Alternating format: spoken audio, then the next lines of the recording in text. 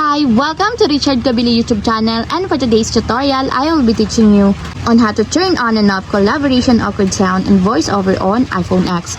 But first, kindly subscribe to this channel and don't forget to hit the subscribe button and the bell to notify you for the new updates. And let's start! Using your iPhone X, from your home screen first, go to Settings. Then in the Settings, scroll down and find the Accessibility, then tap. Then in the Accessibility, go to Vision section and then tap the voiceover.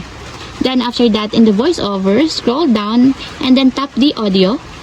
Then in the audio, tap the sound and haptics. Then in this part, in the sound and haptics, scroll down and go to text editing section, then tap the collaboration awkward. Then in the collaboration awkward, find the sound, and as you will see, there's a switch button located on the side of it. Then all you have to do is just tap it to enable until it becomes green. And if you want to disable or turn off, just tap again the switch button, just like this. And that's it, we have successfully turned on and off collaboration awkward sound in voiceover on iPhone X. If you have a question, kindly comment down below and don't forget to hit the subscribe button and the bell to notify you for the new updates. And thank you for watching!